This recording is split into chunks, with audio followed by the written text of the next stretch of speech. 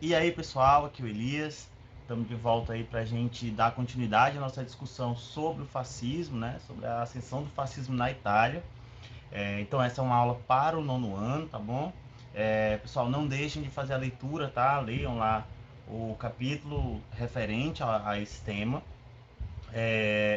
Na aula passada, a gente comentou mais o contexto, né, de ascensão desse fascismo na Itália, propriamente dita, né, as consequências da crise do capitalismo, a crise de 1929, e a certa descrença no liberalismo que leva à abertura de espaço para o surgimento dessas ideologias totalitárias, como é o caso do fascismo, e comentamos também o desenvolvimento do fascismo na Itália, né, destacando ali o Mussolini e o surgimento do Partido Nacional Fascista, né, e a sua chegada ao poder lá em 1922. Então, a partir de 22 você tem a chegada do Mussolini ao poder e aí o início, né, do regime fascista lá na Itália, tá bom? Então, anotem suas dúvidas, tá? Prestem atenção, façam as anotações daquilo que não ficou claro e aí vocês me enviam no Google Class para a gente poder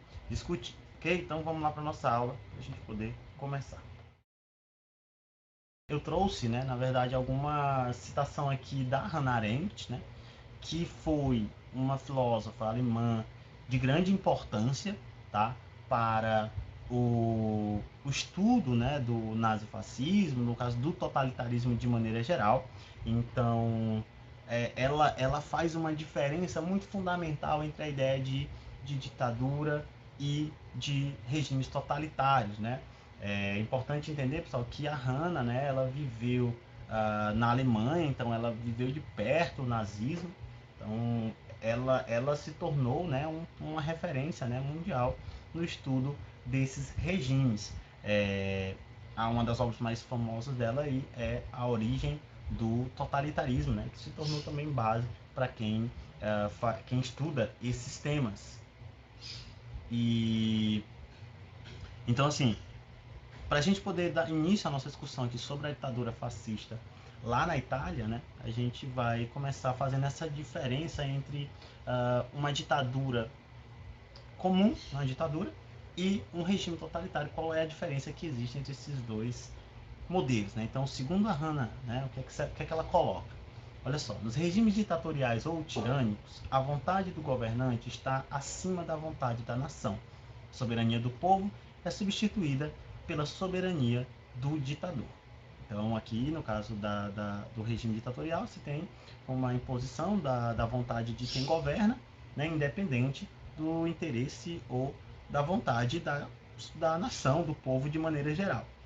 Nos regimes totalitários, não apenas as liberdades são suprimidas, mas também a identidade de cada pessoa, a sua espontaneidade, por meio de um processo de condicionamento e de uso sistemático de instrumentos de terror.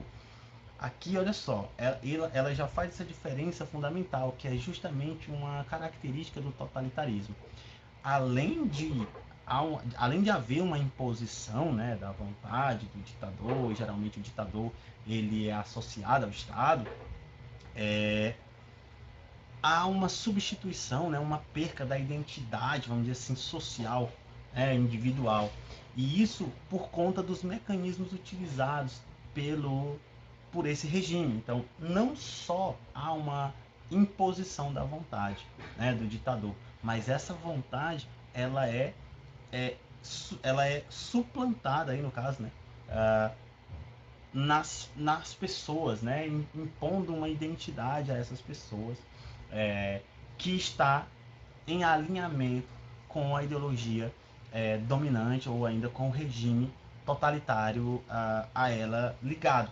Né? Então, olha só, nos regimes totalitários, o governo exerce o controle total sobre a sociedade, impondo determinada ideologia pelo uso da força e pela severa vigilância dos meios de comunicação, do ensino e da vida privada. Então, é nessa situação que o regime totalitário ele se diferencia da ditadura.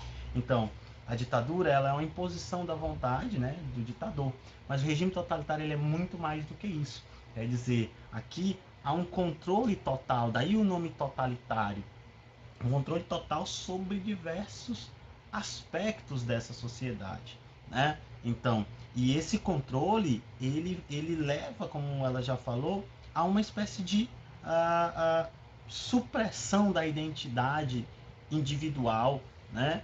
Por uma identidade implantada, né? Coletiva, no caso, no sentido de que ela é imposta a todos naquela sociedade e que essa identidade ela está ligada aos ideais desse regime totalitário. E como é que essa vontade ela é imposta?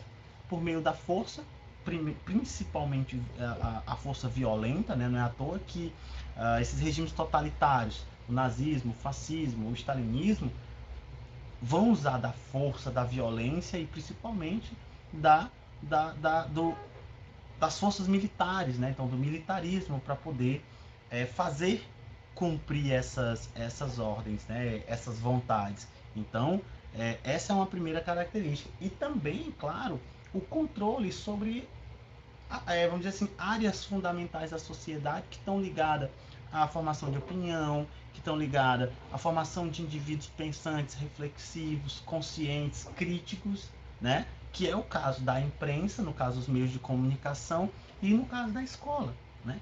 Do ensino. Então, quer dizer, censurar a imprensa, né? Controlar aquilo que é veiculado pela imprensa, de forma a garantir que seja veiculado apenas aquilo que engrandece o regime ou que mascara as contradições do regime, né? Ou ainda que exalte os símbolos nacionais ou os sentimentos ultranacionalistas. Isso é uma coisa característica desses regimes totalitários, né? Então, se você pensa no fascismo, no nazismo, no stalinismo, todos tinham controle sobre a imprensa. E se você esticar esse leque ainda mais, trazendo para o salazarismo, para o franquismo, no caso aqui, a ditadura do Vargas, você vai ver que todos esses regimes adotaram um controle muito efetivo sobre a imprensa, né, com o objetivo de veicular apenas aquelas informações que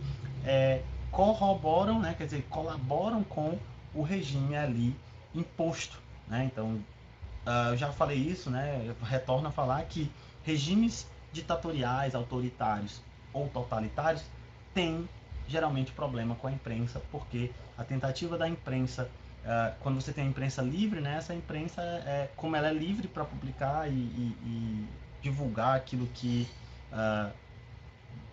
teoricamente melhor lhe interessa, pontos críticos podem ser colocados, informações opositoras, questionamentos, reflexões que podem colocar em xeque aquele domínio totalitário, aquele domínio ditatorial, né? Então aqui é um exemplo de como o totalitarismo ele é amplo.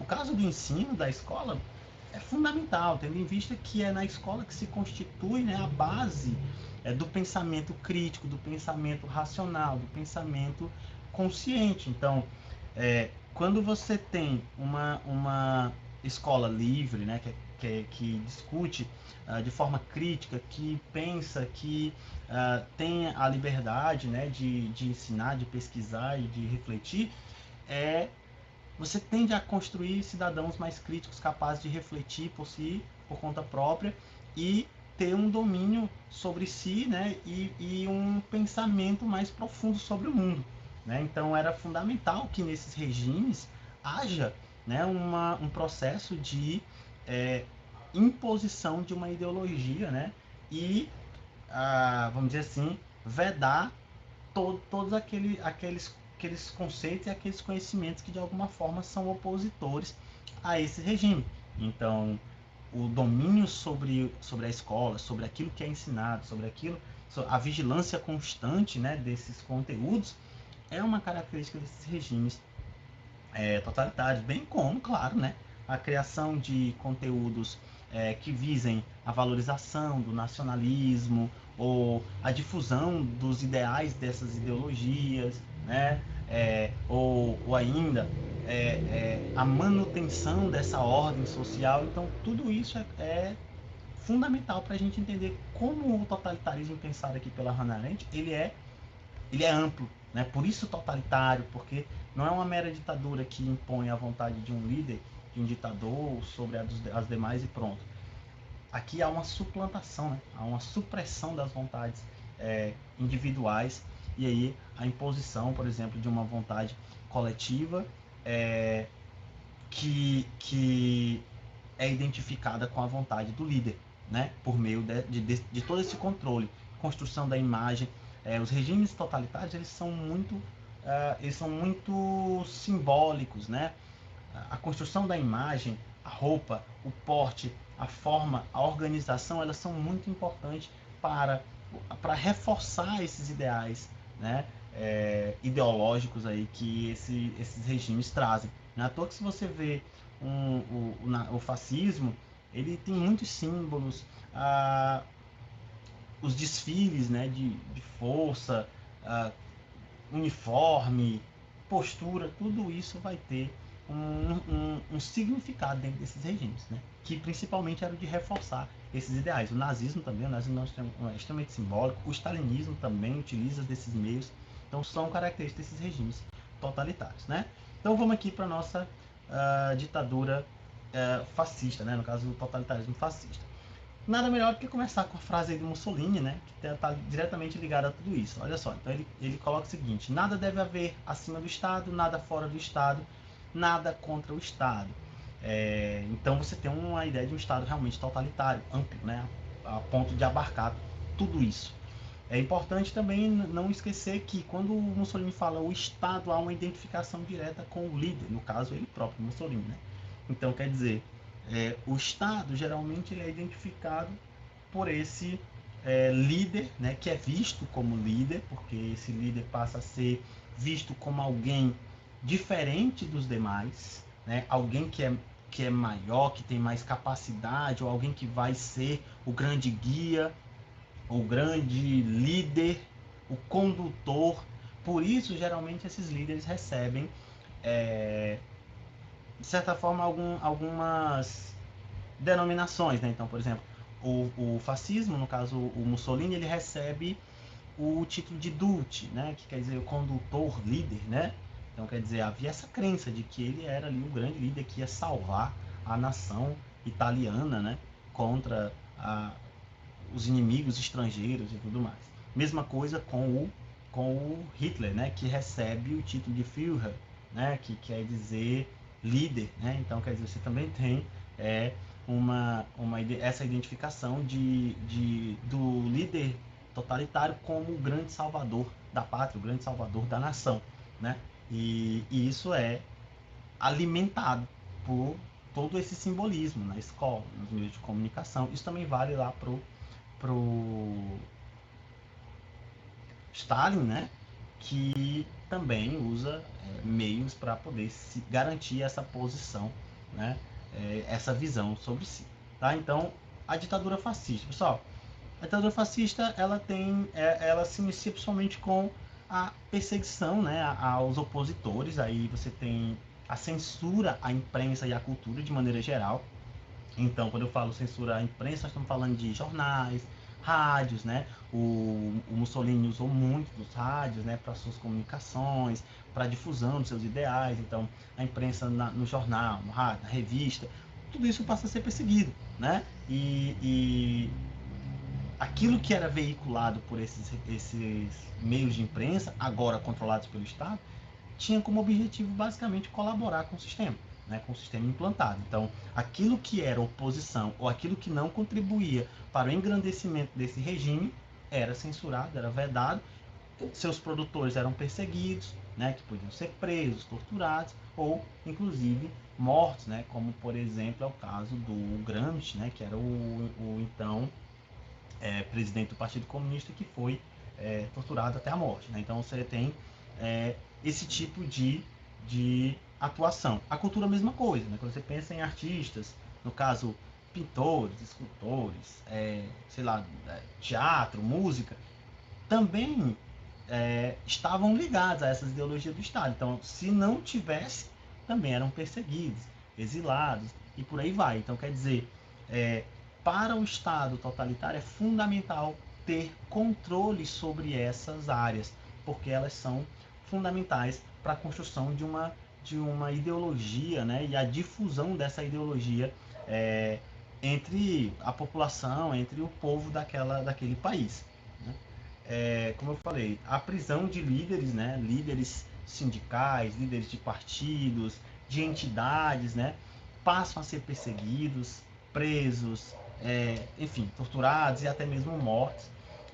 Porque, de acordo com o modelo fascista, né, havia aí a intenção de implantação do chamado corporativismo, né, que seria uma tentativa aí de aglutinar em torno do Estado a série de entidades que antes, né, implementavam a luta, né, social, a luta das classes, aí no caso da Itália. Então, sindicatos, né, associações passavam aí ao controle do Estado, mas principalmente os sindicatos, né, porque eram elementos fundamentais aí da luta de classes, que para os fascistas tentavam ali reduzir, né, ou ainda desaparecer com a luta de classe. Né? Então, a ideia do corporativismo era garantir um apoio desses trabalhadores, né? Não é à toa que você vai ter até mesmo algumas concessões de melhorias de trabalho, redução de jornada, né? Férias remuneradas e tal, e garantir a aproximação e o apoio desses trabalhadores ao ideal desse regime, né? E aí você vai ter, claro, para isso, a perseguição desses opositores, daqueles que não se enquadravam nesse modelo. A demissão de funcionários públicos não simpatizantes, então o Estado italiano ele passa a sofrer uma série de demissões em decorrência de não alinhamentos. Então, todos aqueles que não se alinhavam ao regime, à ideologia do regime fascista, eram demitidos, né? Eram excluídos do quadro de funcionários, como forma de garantir a abertura de espaço para que novas pessoas simpatizantes do regime entrassem e passassem a executar esses cargos. Todos os partidos políticos foram extintos, com exceção do Partido Nacional Fascista, que se tornava o partido, né, fundamental aí, o partido que liderava o regime. Então, o Partido Comunista, o Partido Socialista e outras instituições políticas passam a ser perseguidas, né? Como eu falei, o Partido Comunista foi perseguido, né? O Gramsci, inclusive, foi morto, que era o presidente do partido, e por aí vai. Então, você vai ter muitos líderes políticos sendo perseguidos e tudo mais. Então, aqui, o Mussolini busca um aliado fundamental, que é a Igreja. Então, em 1929, ele assina o chamado Tratado de Latrão. Né? O Tratado de Latrão ele reconhecia a soberania da Igreja sobre o território do Vaticano. Porque é o seguinte, desde a década de 1860, né, havia uma disputa entre a Igreja e a Itália. Depois da unificação italiana, quando surgiu a Itália, né, como país, houve ali uma disputa, né, pela questão do território da Igreja, né, porque a Igreja tinha uma série de estados menores, reinos menores ligados à Igreja, que foram anexados à Itália, e aí ficou essa briga em relação ao Vaticano, né, anexar, mas a Igreja não aceitava essa anexação, e também a Itália também não reconhecia a autoridade do Vaticano sobre da Igreja sobre aquela região do Vaticano. Então ficou essa querela aí, né? Nenhum reconhecia o outro. E isso, né, por quase um século, aí, quase 60 anos, depois disso é que, em 1929, o Mussolini, então, na busca de um aliado importante, no caso a Igreja Católica, assina o Tratado de Latrão, reconhecendo a independência, vamos dizer assim, né, do Vaticano. O Vaticano passava a ser soberano e a Igreja tinha total poder, né, sobre aquela região, um Estado independente da Itália. E a Igreja passava a apoiar o regime fascista. Então foi um elemento muito importante na implantação desse regime, porque boa parte da população italiana, e principalmente aquelas mais camponesas, né, mas eram de orientação católica, né, eram conservadores. Então vão ver com muito bons olhos essa aliança, né, que a Igreja faz, aí, esse reconhecimento que a Igreja faz do regime fascista. O regime também ele vai estabelecer uma série de intervenções econômicas que tinham como objetivo a reestruturação econômica, né, industrial da Itália, que se sentia, vamos dizer assim, prejudicada após a Primeira Guerra Mundial, né? Durante a Primeira Guerra Mundial, ela sai ao lado dos vencedores, mas no entanto não tem aquele reconhecimento que ela esperava, não conseguiu as terras que desejava, e isso vai criar esse sentimento de revanchismo, né? E aí o Mussolini, para tentar, de certa forma, restabelecer esse poder, né, econômico da Itália, vai fazer uma série de intervenções aí na economia, né, planejando para garantir não só a manutenção do Estado fascista, como algum crescimento industrial. Considerado, de certa forma, muito mínimo, né, não foi um crescimento grande, mas garantiu aí a estabilidade desse regime por bastante tempo. Em 1936 você tem a criação do chamado eixo Roma-Berlim, que depois virou eixo Berlim-Roma-Tóquio, né? Que era o tratado aí, um acordo entre a Alemanha e a Itália, né? Garantindo aí uma aliança político-militar, que inclusive foi a que prevaleceu lá durante a Segunda Guerra Mundial. Né? Também é importante destacar que Alemanha e Itália também assinam o chamado Pacto Anticomintern, né? Que era o quê? Um pacto, né? Um tratado com o objetivo de perseguir, né? E conter o avanço do comunismo, né? No caso do socialismo, na Europa, né? Principalmente nos seus países. Então, o Comintern, o nome já diz, né? Que é Internacional Comunista, né? E a ideia era passar a perseguir, né, esses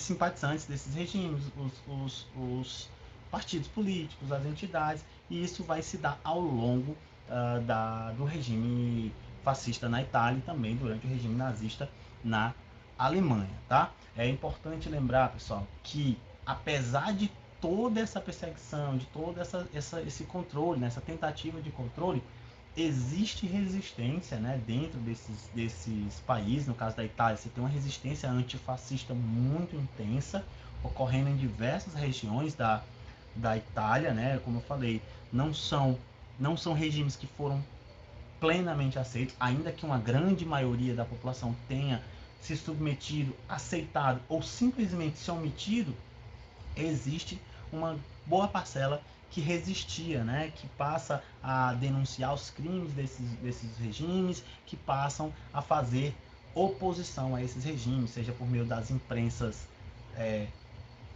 clandestinas, vão surgir também, né, movimentos armados contra esses regimes. Então tudo isso ocorre ao longo da década ali de 20, de 30 e de 40, né, até o fim da Segunda Guerra Mundial, quando esses regimes são derrotados, né? E aí você vai ter o fim desses regimes aqui, do fascismo e do nazismo, tá? Então aqui a gente tem uma imagem do símbolo aí do Partido Nacional Fascista, né, a bandeira. Aqui, ó, nós temos, já falei, né, para vocês, o feixe. O feixe é esse aqui, ó, esses gravetinhos aqui amarrados, e esse machado aqui. Então, quer dizer, você tem a ideia do feixe é justamente trazer aquela ideia de união faz a força, né? Então, se você pega um graveto e você tentar quebrar o graveto, ele quebra facilmente, né? Mas se você juntar 100 gravetos, você vai tentar quebrar, é bem mais difícil, né? Pode até conseguir, mas é bem mais complicado. Né? Então, quer dizer, é a ideia da união, né? A união, principalmente a ideia de união nacional, né? Fortalecimento do nacionalismo, a ideia de que a Itália é uma nação unida, então você vai ter essa ideia aqui, e o Machado aqui como exemplo da força, né?